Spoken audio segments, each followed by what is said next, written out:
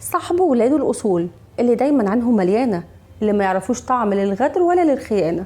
ابن الأصول عمره ما ينكر فضل حد عليه أو ينساه، بيفضل باقي على العشرة لحد آخر لحظة، وبيعمل كل اللي عليه وزيادة كمان عشان يحافظ على الناس اللي بيحبهم.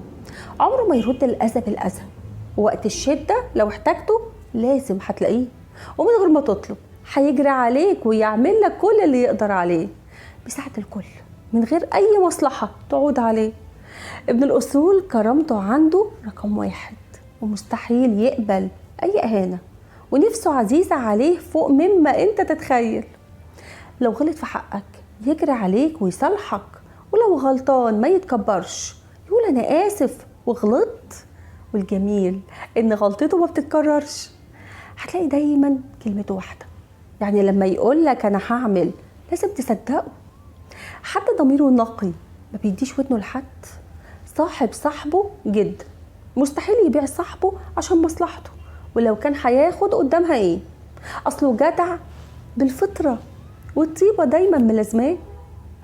ملهوش في اللت والعجن وكتر الكلام، ولا يحب يجيب سيرة ده ولا ده. ابن الأصول لو زعل منك يعاتبك مرة واتنين وتلاتة، عشان مش طبعه انه يفرط في حد بسهولة، بس لما بيفرط ربنا لا يوريك، عمرك ما هتعرف ترجعه تاني. ابن الأصول ملهوش في الحوارات، يقولك في وشك اللي هو عايزه، يقولك ايه اللي ينفع وايه اللي ما ينفعش. اللف والدوران مش سكته.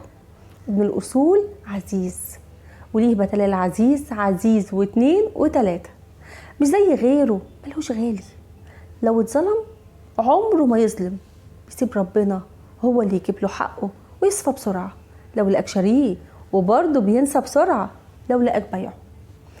ابن الأصول يحب الخير لغيره، حتى لو مش هيطول من الخير ده أي حاجة، ويفرح لك من قلبه بجد. عينه شبعانة، عمره ما يبصلك في رزقك ولا يبصلك في حياتك. بيحترم وبيقدر غيره، وأقل حاجة حلوة انت بتعملها له يقدرها لك ويشيلها لك العمر كله. ما يعرفش يخون ولا يجرح ولا يستغل فرص ولا يستغل حد.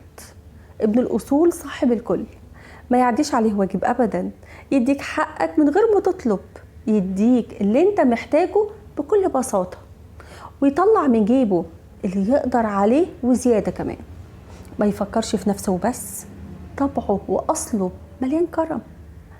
ابن الأصول مهما كان ناجح أو عنده كتير، تلاقي أخلاقه دايما غلبان، ما يعرفش يتغر على خلق الله، ولا عمره يفكرك باللي عمله معاك في يوم من الأيام مهما عملت معاه.